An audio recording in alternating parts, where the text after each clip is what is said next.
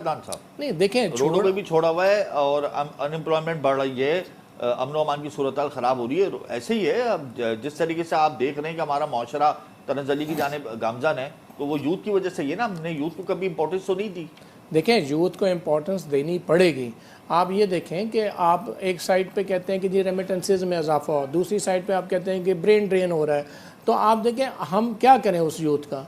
अगर अगर मुल्क की कंडीशन ऐसी हो गई है जो कि अब ग्रेजुअली बेहतर होने की साइड पे जा रही है, तो बहुत हमने टाइम लगेगा, ग्रेजुअली भी ना बहुत वक्त लगेगा। देखें, आपके पास यूथ भी तो है 55-60%। आप 55-60% को आप यूटिलाइज कर 55% को कहाँ करेंगे। हमारे पास मैट्रिकुलेट कितने हैं, हमारे पास इंटरमीडिएट कितने हैं, ग्रेजुएट्स कितने हैं। क्या हमने आज तक इस चीज़ का सर्वे किया? हमारे डिपार्टमेंट्स ने इस चीज़ का सर्वे ही नहीं करते। अच्छा अदनान साहब, अब जो यूथ परेशान हाल है, वो जैसे तैसे करके कहीं से उधार कर्ज लेकर आप लोगों के पास आते हो, कहते हैं कि हमें बाहर जाना है और आप लोग बस बाहर भेज देते हैं।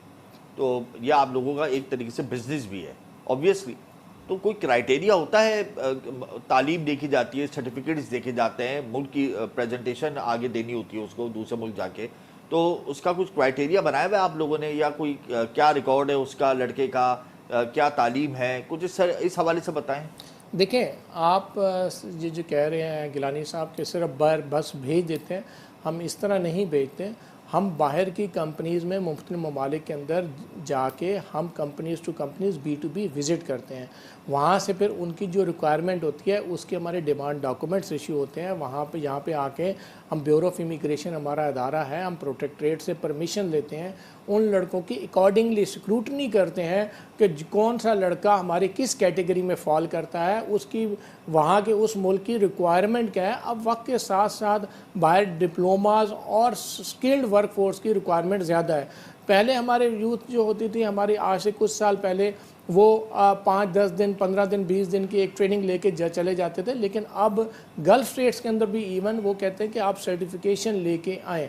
तो हम एक through proper channel advertise permissions, government of Pakistan की परमिशन, वहाँ हमारे जो कंसर्न पाकिस्तान की एम्बेसीज़ हैं वहाँ की परमिशंस लेके यहाँ पे हायरिंग करते हैं और यहाँ से अपने पैसा इन्वेस्ट करके यहाँ से फिर उस यूथ को हायर करके हम उन मुल्क ममालिक के अंदर एक्सपोर्ट करते हैं।